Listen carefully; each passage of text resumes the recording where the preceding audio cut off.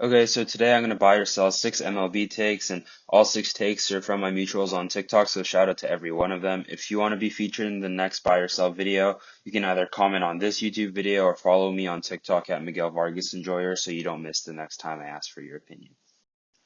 My first take is from Andres Jimenez Lover 911, who says that the Guardians won't be as good next season as this past season. And I'm going to buy this take. I think this obviously really depends on how their offseason goes, but I can't imagine a world where they spend too much money. And even if they do, I don't think it'll drastically change my outlook of this team.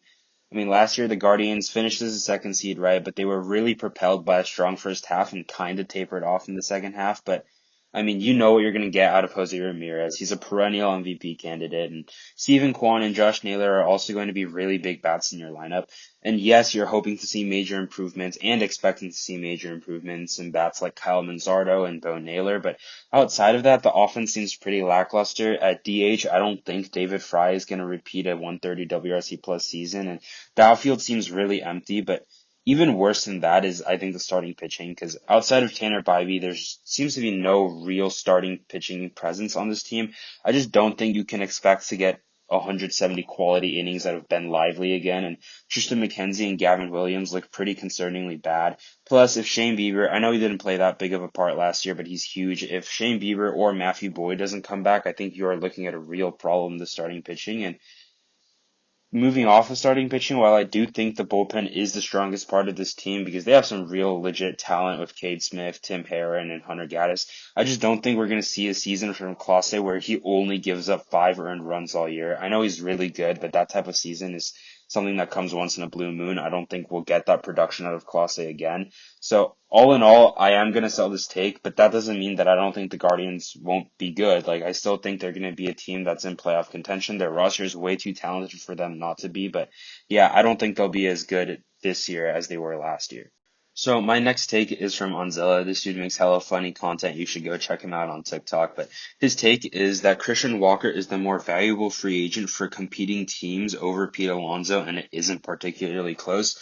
I'm gonna buy in this take 100%. I personally am a believer that you shouldn't spend big money on a first baseman as a contender because it's a position where finding quality players isn't as difficult as in other areas like shortstop, catcher, or center field. But unless the contract is a player you genuinely believe can sustain their success for the long term, like the Dodgers contract to Freddie Freeman or what the Cardinals gave to Paul Goldschmidt recently, and even that, he's regressed towards the end of that deal. So yes, for contending teams, I believe that it's more worth it to allocate some of their budget on a short-term deal, like around 70 to 90-ish million dollars to Christian Walker than give Pete Alonso that 8+ year, $200 million deal that he's looking for. So that way you can spend money in other areas. But I also think a big part of this is that you can actually argue that Christian Walker is currently a better player than Pete Alonso right now. I don't think it's too crazy to say that. I mean, Walker had 3 F4 last year compared to Alonso's 2.1, and the two are very similar hitters. Walker slash 251, 335, 468 to help a 119 WRC plus compared to Alonso's 240, 329, 459 that helps put up a 122 WRC plus. And they have pretty much identical strikeout and walk tendencies. They both strike out at around 25% and they both walk at around 10%. So the offensive value is really similar, but Walker is the best first baseman defender in the game. He had 13 OAA, 10 FRV, and 7 DRS last year at the position to win him another Gold Glove.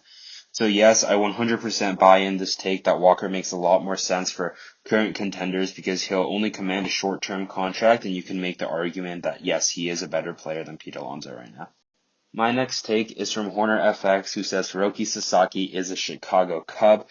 I really want to buy into this, but I am going to sell this take, but it's not because I don't think the fit makes sense or anything. I think, well, first off, Roki is going to have to take a minor league deal, right? So he's not going to make that much money, so I don't think this is a money issue. And if anything, I actually believe that Roki slots pretty nicely into their starting rotation. He could either be the ace or he's going to be next to Justin Steele and Shota Imanaga. And speaking of Imanaga, he can join the two other Japanese players with Imanaga and Seiya Suzuki, so I do actually really like the fit. I just can't get over the fact that I think there are so many more likely scenarios. I still think it's going to be really difficult for him to turn down the Dodgers. And even if he does, I don't think San Diego is too far behind them. And yes, I think the Yankees are also in play. And even the Mariners, I think they're a sneaky team that's more likely to land him than Chicago. So yeah, I'm gonna sell this take. Well, I do believe the Cubs, in theory, it does make sense. I think he would actually fit pretty nicely there. I just see other scenarios ahead of it that's just way more likely. Okay, so the fourth take comes from Juan, or world's biggest Dodger fan, who says Dodgers will be a new dynasty and the Nationals will be competitive in the next 5 years. So this is a two-part take, and as for the first part, I'm gonna buy in 100%. I think what's scary for a lot of MLB teams is that last year's Dodgers are the worst that the team is ever going to be. They had the worst case scenario and still won the World Series.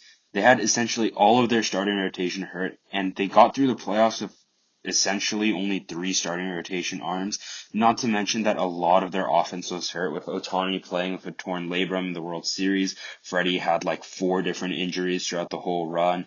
Luggs had that hip issue, I think, late into the championship series, and Rojas had limited range all playoffs. So, I mean, this should be really eye-opening to a lot of teams because the Dodgers had the worst case scenario, and it just looks like they ran through October with ease. But it's not just all of the hurt starting pitchers from the regular season that are coming back. They're essentially adding two Cy Young caliber pitchers to their starting rotations this year, with Blake Snell and Shohei Ohtani pitching for them. Plus, who knows if their offseason is finished? I doubt that they're far from done. I mean, Tommy Edman just got extended, and it looks like with more deferral, so it looks like they have so much more money to spend. So the team is going to get significantly better following a World Series win. So it's really hard for me to imagine that they won't become a dynasty. And as for the second part of that take, that the Nationals will be competitive in the next 5 years, I'm also going to buy in on this 100%. I wouldn't even be surprised if they were competitive this year, let alone 5 years. So I think that this organization is built and ran beautifully. So give a lot of credit to Mike Rizzo. I think it's really rare that you trade a generational talent like Juan Soto, or trade guys like Max Scherzer and Trey Turner and come out of the trade feeling like you won it. But I don't think it's that crazy to say that they won both trades. I mean, the hauls that they got back was incredible. And as for Juan Soto trade, CJ Abrams and Mackenzie Gore, who came in that trade, joined a current, like, awesome young core of guys like Luis Garcia, Josiah Gray, and Jacob Young, who all had amazing years. And on top of that, they also got Kyber Ruiz from the Trey Turner trade, and who I know he hasn't been that great, and he's been pretty disappointing overall. I still think his offensive ceiling is really high because as a catcher, he doesn't whiff or K at some of the best levels in the league. And I think while the batted ball data is still pretty poor, I don't think it's that crazy to say that I think a breakout is still imminent. But not only did they add current MLB pieces, like from the Juan Soto trade, they added guys like Robert Hassel and Harleen Susuna, who have just been awesome for this farm system. And it's on top of a farm system of guys with Travis Sakura, who I believe was their third round pick in the 2023 draft, who is one of the best right-handed starters in the minor leagues. Dylan Cruz, who was the second overall pick in 2023.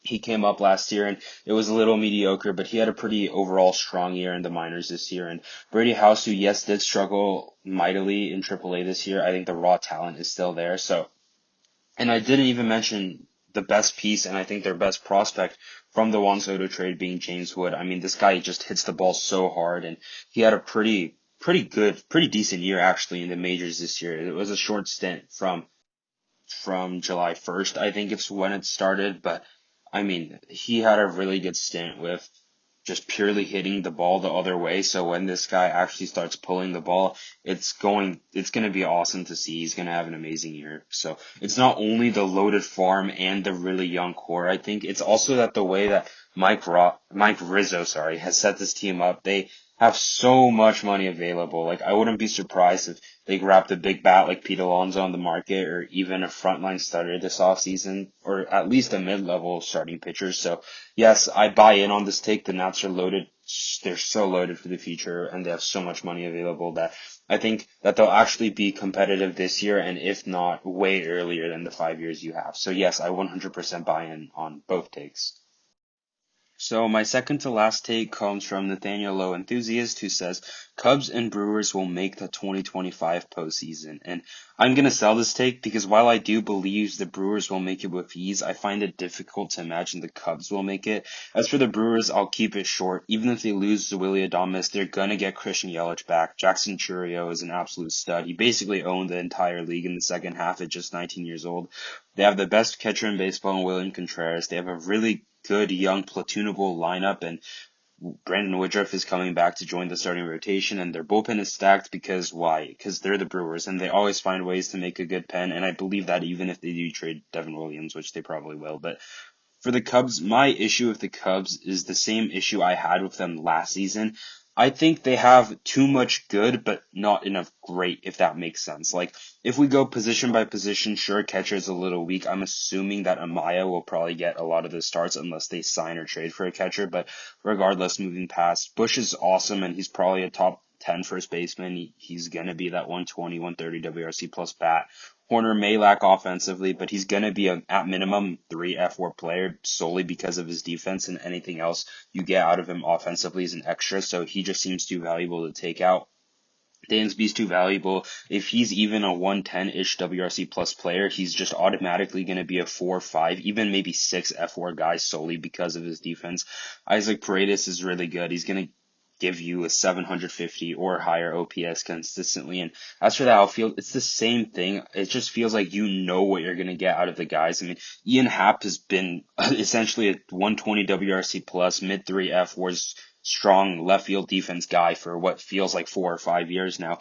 And you know that Seiya is going to be that mid 800s OPS guy. He's probably going to be your best hitter. And if they don't trade Bellinger, you know that he's going to give you that 260, 16 homers, maybe that high mid 700s OPS from him. So it just feels like you know what you're getting out of every player, and what you're getting out of every player is good, and it feels like they're too good to replace, but they're not good enough to propel you into the playoffs. So, and I think you can say pretty decent things about the starting rotation. I mean, Steele is awesome. Imanaga was great last year, and Tayon's contract and not trading him, like, honestly makes Jed Hoyer look kind of like a genius. But with a weak bullpen and just their team is just still so good and not great. Like, I don't think you can call them mid because they're better than mid, but they're just not.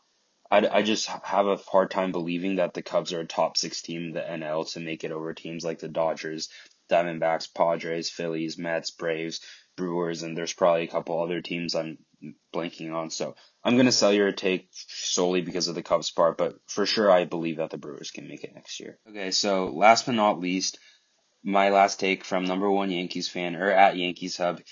He says Bobby Witt Jr. had a better season than Shohei Ohtani in 2024, and I'm going to buy in on this take reluctantly. I mean, guys, Bobby Witt Jr. was super good this season. I mean, I believe that he had the best shortstop season ever, and just instantly, I think having the best shortstop season is more valuable than having the best DH season ever.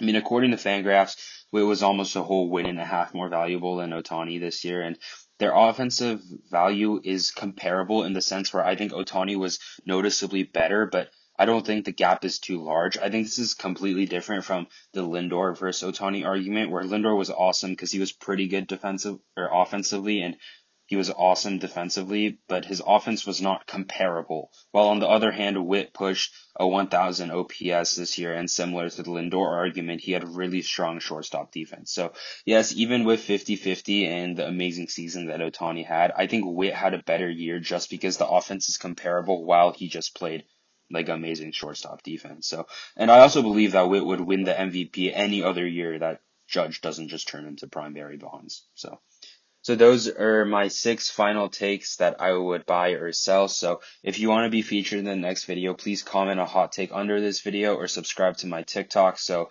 you won't miss the next time I ask for takes. I'm going to leave the links to all of my mutuals who did leave me hot takes in the description. So shout out to every single one of them for making this video possible. So yeah, like and subscribe and all that. I'll see you guys next time.